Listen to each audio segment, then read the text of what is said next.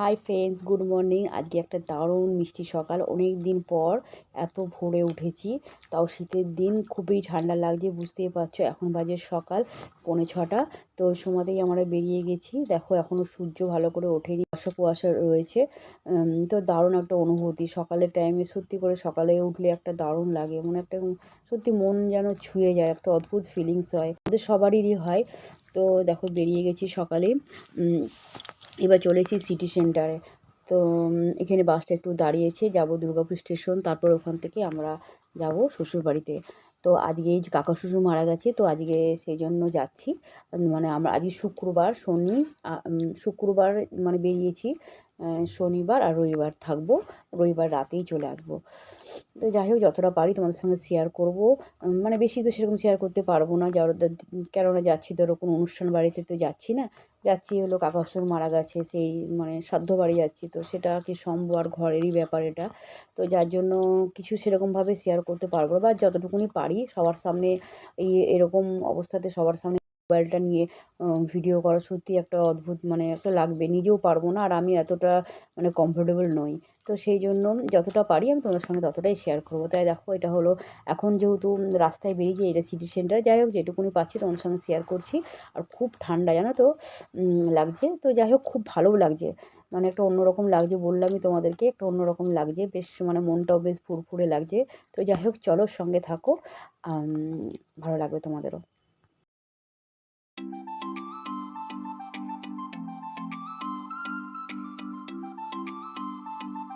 Station চলে এসেছি। তো আমি শ্বশুরবাড়ি যাচ্ছি, প্রায় মানে লকডাউনের আগে গেছি, আর লকডাউনের পরেই প্রথমবার যাচ্ছি।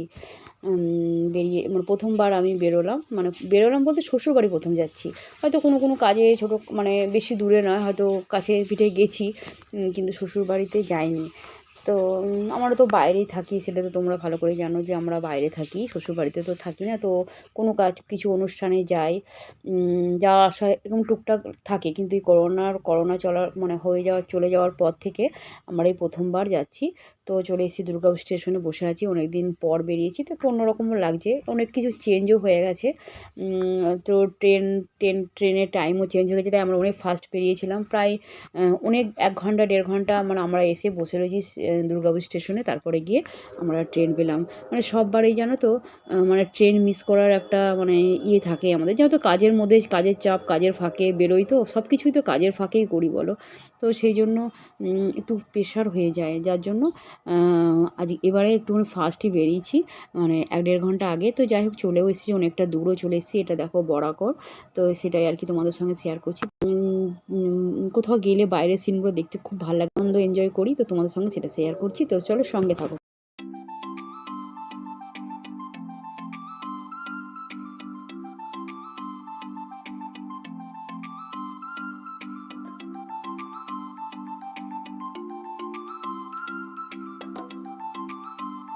তো দেখো বন্ধুরা, ফাইনালি চলে এসেছি আমি আমার শ্বশুরবাড়ি স্টেশন। তো এখান থেকে আরও কিছুক্ষণ অটো করে যেতে হবে, তারপরেই শ্বশুরবাড়ি। তো চলো আমরা এবার অটোতে চেপে যাই।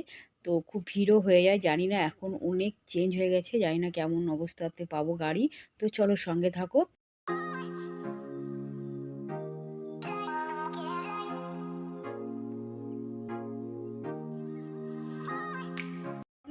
কথা বলছি না, করলাম এখন।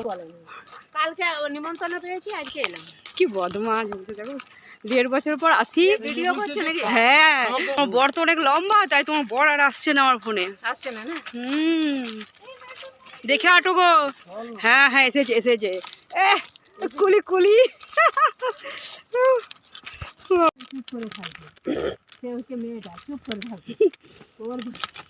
সত্যি বলো, হাঁটা যায় এগুলোতে? মাকে বলো কত কষ্ট এইদিকে থেকে নিয়ে যায়, বলো তো। সেটাই তো, যেই যাক তারই প্রবলেম হচ্ছে, আমাদেরই তো সমস্যা হচ্ছে বলো, মাদের তো হবেই। আমি তো খারাপ হয়ে গিয়েছি।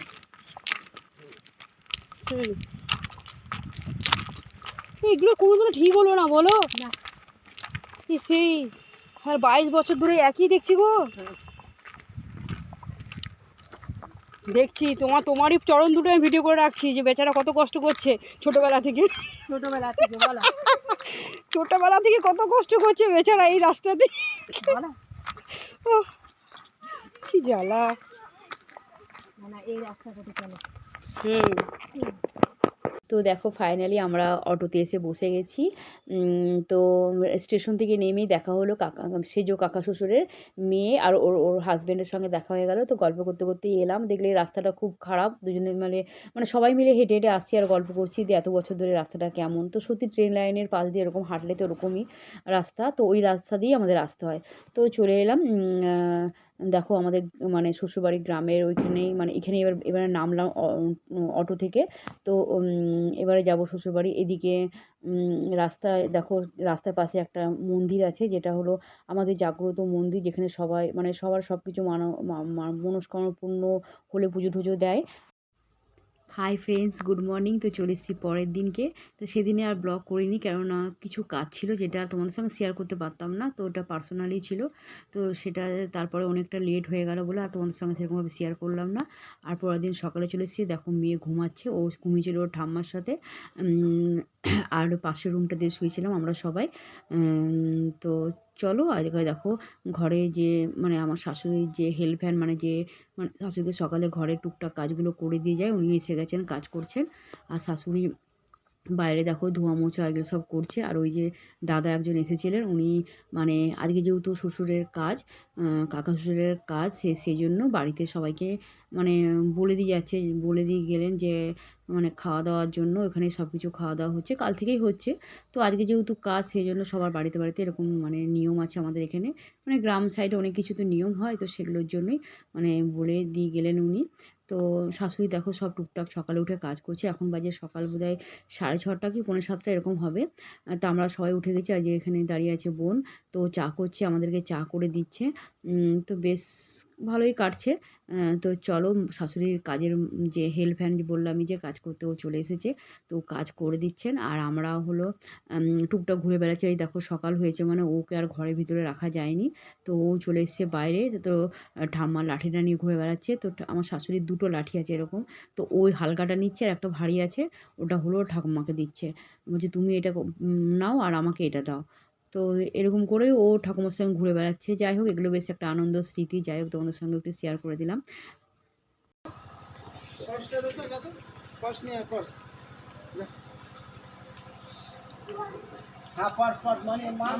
আরে এই তো রান্নাঘরে কেপি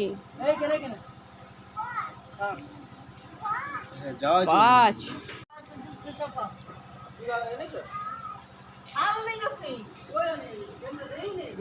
দেখো সবাই কাজে আমার ব্যস্ত, তো ওই বললাম শাশুড়ি হেল্পার উনি এসে গেছেন, কাজ করছেন। আর শাশুড়ি মেয়েকে নিয়ে দেখো দুধ আনতে যাচ্ছে। তো তো শাশুড়ি তো দেখো এত মানে সবসময় তো একাই থাকেন, তো নাতি নাতনিরা সব এসেছে। নাতি নয় নাতনি, দুই নাতনি এসেছে। তো সেই শাশুড়িও ভাবছে যে যেটুকুনি সময় ওদের সঙ্গে সময় কাটানো যায় সেটাই, মানে সেইভাবে একটু আনন্দ করছেন। অবশ্যই একা থাকে তো বুঝতে পারছো, সবাই ঘরে আসলে একটু আনন্দও হয়। বিশেষ করে শাশুড়ির জন্যই আসা। তো যাই হোক চলো, দাদাও বেরিয়ে গেল বাইরে কোনো কাজে। আর আমরাও ঘরের রয়েছি কাজে, যে যার নিজের টুকটাক কাজ করছি। সকাল হয়েছে মানে বুঝতে পারছি। আর গ্রামের বাড়িতে অনেক কিছু কাজও থাকে টুকটাক, তো যেটুকুনি পাচ্ছি একটু হেল্প করার চেষ্টা করছি। কতক্ষণই বা থাকবো বলো। তো যাই হোক চেষ্টা করছি। আর বেশি কিছু করতে হয় না, ঘরের কোনো কাজ করতে হয় না, হয়তো গোছাগুছির কাজই একটু করতে হয়। আর ওদিকে দেখো চলে এলো দুধ নিয়ে। তো এই যে দেখো দুধ নিয়ে চলে এসেছে, তো শাশুড়ি একটু ঘুরে চলে এলো ওকে নিয়ে। তো বেশ ভালোই আনন্দে কাটছে সবারই মনের একটা, অনেক দিন পর এলাম তো বেশ সবাই একটু বেশ আনন্দ করেই কাটালাম। তো চলো সঙ্গে থাকো।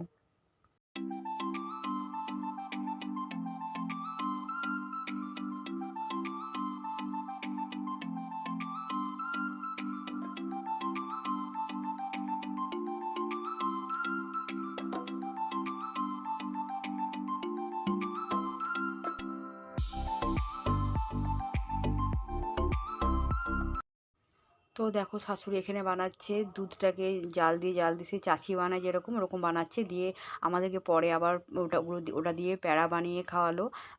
মানে এইভাবেই করে। আর আমরা যখন এলাম মানে কালকে এসেছি, কালকেও আমাদেরকে প্যাড়া মানে বানানো ছিল, আমাদেরকে দিল। তো আর কি ভালো লাগে এগুলো। আমার শাশুড়ি কিন্তু জানো তো সব কিছু বানাতে পারে। তো আজকে এইবারের তোমাদেরকে যেটা দেখালাম তার মধ্যে তোমাদেরকে কিছু শেয়ার করতে পারলাম না। অবশ্যই যদি কোনো সময় কালী পুজোতে আসি তো অবশ্যই তোমাদেরকে শেয়ার করব। আর আমার শাশুড়ি জানো তো ভোর 4:30 5টার সময় উঠে যায়, মানে সব কিছু নিজে করে। আর বয়স জানো কত? আমার শাশুড়ির বয়স প্রায় 82 বছর হবে। তো উনি সব কিছুই করেন, শীত বর্ষা গরম যাই বলবে উনি সবই নিজে হাতে, মানে নিজে হাতেই সবসময়তেই সব কিছু করতে ভালোবাসেন। তো যাই হোক চলো, এদিকে দেখো নাচ, মানে এন্টারটেনমেন্টের জন্য নাচ হচ্ছে, নাচও দেখো তোমরাও, আমরাও দেখছি। তো সারাদিন এভাবেই চলছে।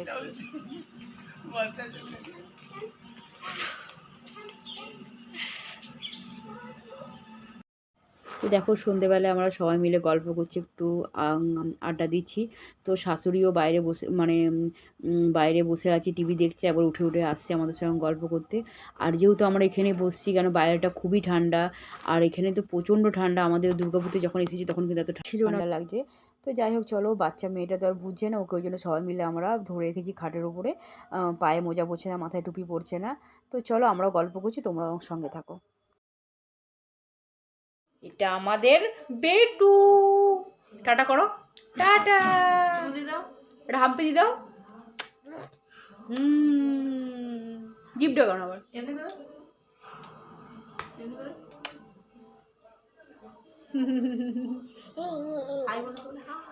বলো হাই, বলো বলো বলো হাই, জোরে বলো, জোরে হাতটা দেখাও আর বলো।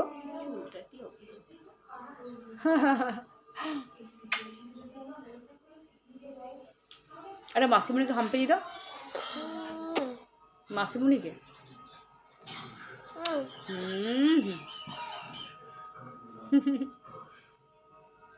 বেটু, হ্যাঁ বেটু, কি বলো, কি বলো। বললাম দেখো, পরের দিনে আজকে আমরা আবার চলে যাব। তো সকালে ঘুম থেকে সবাই উঠেও গেছি তাড়াতাড়ি। তো বেরোবো খাওয়া দাওয়া, দুপুরবেলা খাওয়া দাওয়ার পরে। তো শাশুড়ি দেখো চান করে নিয়েছে, পুজো টুজো করবে, গুছিয়ে নিচ্ছে। তো শাশুড়ি অনেক সকালে ওঠে, তো আজকে এবার মানে শ্যাম্পু ট্যাম্পু করে চান করেছে। তো সেই জন্য দেখলে মাথাটা বাঁধা রয়েছে। তো আজকে করবে পুজো বোধহয়। তো চলো তোমাদেরকে দেখিয়ে দিই, তোমাদেরকে পুরো ঘুরে দেখাই আমার শ্বশুরবাড়ির ঘরটা। তো এটা দেখলে মেন গেট, ওটা ওখান দিয়ে আমাদের বেরোতে হয়। আর এদিকে দেখলে দু সাইডে দুটো আম গাছ, ফুল গাছ সবই। তারপরে ফল গাছ আছে, ফলেরও গাছ আছে। দেখলে পেঁপে গাছে পেঁপে হয়েছে, ফুল গাছে ফুল হয়েছে। আর আমের সিজন যদিও নয়, তো আম দেখাতে পারবো না। তো আম গাছগুলো আছে, সিজনে আম গাছও, গাছে ফলও হয়। তো দেখো চারিদিকে ফুল গাছ। শাশুড়ি মানে এগুলো নিজের হাতেই সব যত্ন করে, জল দেওয়া বলো, গাছের মাটি দেওয়া, যা মানে যা করতে হয় গাছের পিছনে, ঘরের পিছনে, সব নিজের হাতে এগুলো সব করে। ওই যে সকালে দেখলে হেল্প হ্যান্ড এসেছিলো, উনি এসে একবার শুধু একটু ঘরদোর মোছামুছি ঝাড়ফাট দিয়ে দেন, বাকি সব কিছু কাজই শাশুড়ি করেন। তো আজকে হলো একাদশী, তো শাশুড়ি তো আজকে অন্য কিছু খাবে না। তো তাই গাছের একটা পেঁপে কেটে দিলাম, তো সেটা পেঁপের আলু কেটে দিলাম আমি। আর হলো ওটাই মা সেদ্ধ করে হয়তো মানে দুপুরবেলায় খাবে। তা অন্য কিছু আর মা বললো খাবো না। আমি বললাম লুচি করে দিই, বললো না খাবো না। তো সেই জন্য মনে হয় বললো শরীরটা ঠিক নেই, তো ওইসব কিছু খাবো না। পেঁপে আলু সব সেদ্ধ করে বাদাম দিয়ে একটা তরকারি করে নিল। আর মিষ্টি আছে, দুধ আছে। আর দুধটা দিয়ে আবার একটু চাচি করে প্যারা সন্দেশ শাশুড়ি নিজে হাতে বানাইছিল, তোমাদের বললামই। তো সেগুলোই খেয়ে নেবে। আর চলো দেখো চলে এসেছি ঘরের ভেতরে। তো ঘরের ভেতরে মেন গেটের উপরেই একটা শ্রীকৃষ্ণের একটা ফটো দেওয়া রয়েছে। আর এদিকে দেখো পাম্প আর ইনভার্টার। তো এগুলো ছাড়া আমার শাশুড়ি একদমই অচল, কেননা বুঝতেই পারছো বয়স্ক মানুষ, এই সব জিনিসগুলো ঘরে না থাকলে শাশুড়ির খুবই অবস্থা খারাপ হয়ে যাবে। তো এগুলো না থাকলেও যদি কোনো রকম অসুবিধা হয়ে যায়, তাহলে আমার শাশুড়ির খুব অসুবিধা হয়ে যায়। তো যাই হোক, এই দেখো নিজে হাতে বানিয়েছে মোবাইল রাখার হলো তোমার ব্যাগ, নিজে হাতে ওটা নিয়ে ঘুরে বেড়ায়। তো দেখলে নিজে হাতে বানানো। তো তোমাদের সঙ্গে শেয়ার করে দিলাম। আমার শাশুড়ির বয়স জানো 82 বছর বয়স, তো নিজেই সব কিছু করে। আর এদিকে দেখো একটা ডায়েরি রেখেছে, যদি কাউকে ফোন করতে হয় ডায়েরি থেকে নাম্বার দেখে ফোন করে। সব কিছু নিজে হাতে, বললাম যে হেল্প হ্যান্ড শুধু ঘর মোছামুছি করে দেয়, শাশুড়ি নিজেই সব করে নেন। সারাদিন ধরে টুকটাক কাজও করে, আর নিজের রান্নাটুকুনি নিজে করে নেন। তো দেখতে পাচ্ছ ওঠা বসা করতে একটু অসুবিধা হয়, চলতে একটু অসুবিধায় হয়। তো তবুও নিজেই সব করতে ভালোবাসেন। তো এই হলো মানে সব কিছু, এই ঘরটা এটা হলো ঠাকুর ঘর। তো এখানে সব কিছু জিনিসপত্র রাখে ট্যাঙ্কে, এই যে একটা ট্যাঙ্ক, তো এর মধ্যে শাশুড়ির সব বাসনপত্রের মধ্যে রয়েছে। আর এটা হলো ঠাকুর পুজোর। তো আগে অনেক কিছুই ছিল দেখছি, এবারে এসে শাশুড়ির ঘরে ঠাকুর ঘরের সব অনেক কিছু উল্টাপাল্টা হয়ে গেছে। আর এদিকে একটা কাঠের আলমারি, তো এটার মধ্যে সবাই যখন একসাথে থাকতাম সব জিনিসপত্র থাকতো, তো অনেক স্মৃতিও আছে, এবার মনে পড়ে যায় দেখলে এগুলো। তো যাই হোক তোমাদের সঙ্গে শেয়ার করে দিলাম। আর এটা মিক্সি, যেটা শাশুড়ি শিলনোড়াতে কিছু বাটাবুটি কাজ করতে পারে না, তো মিক্সিতেই করে। আর পারলে শিলনোড়াতেও বেটে নেয়। মানে আমার শাশুড়ি অসাধারণ একজন, মানে মানে তোমাদেরকে বললাম যে বেশি দিন থাকলাম না, তোমাদের সঙ্গে দেখা তো সেরকমভাবে পারলাম না। তো উনি সব কিছু নিজে করেন, মানে যথেষ্ট ক্ষমতা, মানে আমরা ওই বয়সে কিচ্ছু করতে পারবো না। তো যাই হোক চলো, এখানেও একটা ট্র্যাঙ্ক মনে হয়, এটা আমার জিনিসপত্র ওটা ভরা রয়েছে। আর এটা লেপ ক্যাথা এগুলো সব এখানে থাকে। তো শাশুড়ি জানো তো এই মশারিটা খোলে না। আর এটা হলো তোমার বেডের, মানে যে কারেন্টের যে বেডগুলো হয়, মানে জানি না এগুলো আমি ঠিক করে নাম বলতে পারবো না। তো ওইগুলো হলো দিয়েছিলেন নাতজামাই, তো ওটাও মা ইউজ করে। মানে মায়ের খুব উপকারও হয় ওটা ইউজ করলে। মা যেহেতু বয়স্ক মানুষ, তো ওটা হাতে পায়ে ব্যথা, ওটা একটুকুন শুতেও মায়ের অসুবিধা হয়, মাঝে মাঝে মা চালায়। তো যাই হোক, ওটার মধ্যে একটা স্মৃতি, অনেক গল্প তো থাক। যাই হোক চলো, অন্য কথায় চলে আসি। তো এটাই হলো জিনিসপত্র দেখলে, ওটা ড্রামে, ওইখানে তো লেপ কাঁথা আছে। আর এখানেও ড্রামের মধ্যে মা লেপ কাঁথা রাখে। আমরা যখন যাই তখন ওগুলো বার করে নিয়ে আমরা ইউজ করি, আবার ঢুকিয়ে দিয়ে চলে আসি, কেননা অত তো গুছিয়ে পারে না। আর এটা হলো আমার মানে আমি এই বিয়ে হয়ে রুমটাতেই ছিলাম, তো তোমাদের সঙ্গেও সেটা শেয়ার করে দিলাম। আর এদিকে দেখো পায়খানা, বাথরুম। আর এদিকে দেখো আমার শাশুড়ির জাতা, যেটা দিয়ে শাশুড়ি আগে ছোলা ঠোলা গুঁড়ো করতো। তো আমি যখন এসেছিলাম বিয়ের পরে, যখন দেখি আমার শাশুড়ি ওটা ইউজ করতো। এখন কিন্তু করে না, অত তো আর পারে না বলো, সেই বয়স্ক মানুষ আর কতই করবে। আর এদিকে দেখো ঘরের মধ্যে একটা উনুন আছে, যেটা আমরা সবাই যখন মা মুড়ি টুড়ি ভাজার সময় ভাজেও। আর যখন আমরা সবাই যখন আসি তখন আবার এটাতে রান্নাবান্নাও হয়। তো বিশেষ করে এখন তো মুড়ি টুড়ি শাশুড়ি ভাজতে পারে না, তো মা এখন কেনা মুড়িই খায়। আর আমরা আসি যখন, তখন ওটাতে মা আলাদা করে রান্না হয়। আর এদিকে দেখো আরেকটা রুমের মধ্যে মায়ের ঢেঁকি আছে, তো এটা কিছু মানে গুঁড়ো করার জন্য এটা ব্যবহার করে, মাও ব্যবহার করে। আর আশেপাশে বাড়ির সবাই যারা মানে সব আছে, কাকা শ্বশুর কাকিমারা সব আছে, তো ওরাও আবার আসে, ব্যবহার করে। তো ওইভাবেই রাখা রয়েছে। আর এটা ছিল মানে গোয়াল ঘর ছিল আগে, যখন শাশুড়ির গরু ছিল তখন এই ঘরটা গরু থাকতো। এখন তো আর সব নেই, আর যেহেতু একা মানুষ বলো কতই আর মেনটেন করবে। তো সব কিছু মেনটেন হয় না, অনেক কিছু এলোমেলো হয়ে পড়ে আছে, সব কিছুই তো আর পারে না বলো, বয়সটাও দেখো অনেকটাই বয়স। তো সেই জন্য অত মেনটেন করতে পারে না। আর তোমাদেরকে দেখাচ্ছি পেছনের জায়গাটা, পরে আর তোমাদেরকে দেখাচ্ছি চলো। তো সেটাই আর কি, দেখো কী অবস্থা হয়ে রয়েছে, শাশুড়ি কি আর পারে বলো। আমরা যখন আবার হয়তো যখন আসবো তখন হয়তো আবার ঠিক করে গুছিয়ে নিতে পারবো পরিষ্কার করে। তো যাই হোক চলো, পেছনটা তোমাদেরকে দেখাই ঘুরিয়ে। তো এটা দেখো পিছনে একটা বড় কুয়া রয়েছে, এটা আমরা সবসময়তেই ইউজ করতাম। এখন যেহেতু মা পাম্প করে নিয়েছে, ঘরে পাম্প বসিয়ে দিয়েছে, তাই জন্য আর জলটা কুয়া থেকে আনতে হয় না, মা ঘরেই জলটা পেয়ে যায়। আর ওগুলো ধরো বয়স্ক মানুষ, এত দূর থেকে জল আনতে তো আসা সম্ভব নয়, তো ওই জন্য কুয়াটা ইউজ হয় না। আমরা যখন ছিলাম তখন এটা দিয়ে কাচাকুচি চান টান করতাম। তো অনেক কিছু মানে অনেক কিছু পুরনো স্মৃতিও আছে, মানে আমরা যারা সবাই মিলে এখানে স্নান করতাম, কাচাকুচি করতাম, ছেলে মেয়েদেরকে স্নান করাতাম। যাই হোক অনেক কোনো স্মৃতি, যেগুলো আর মানে স্মৃতির মনের মধ্যে রয়েছে। মানে দেখছি তো খুব মনটা খারাপ লাগছে দেখতে, যে জায়গাটা কেমন হয়ে গেছে।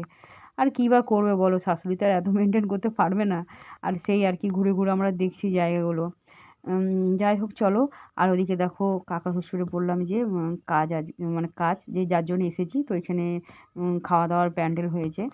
আর সেইভাবে তোমাদের কিছু শেয়ার করতে পারবো না, যেহেতু রুলসের বাইরে। যাই হোক ওইটুকুনি, আর তোমাদেরকে ওইটুকুনি দেখিয়ে দিলাম। তো চলো, সব তোমাদেরকে একটু অল্প অল্প করে শেয়ার করে দিলাম। আবার যখন কোনো সময় আসবো, আবার কিছু তোমাদের সঙ্গে অবশ্যই নতুন করে শেয়ার করব। তো বেশ ভালো লাগলো অনেকদিন পর এসে। তো চলো, ব্লগটা আমি এখানে শেষ করছি। ভালো লাগলে লাইক কমেন্ট শেয়ার করো, আর অবশ্যই পাশে থেকো, আর অবশ্যই সাবস্ক্রাইব করো। তো চলো, সবাই খুব ভালো থাকো। এবার একটু পরে আমরা খাওয়া দাওয়া করে বেরোবো। তো আর বেশি কথা বলছি না। তো বেশ ভালোভাবে দিনগুলো পেরোলো।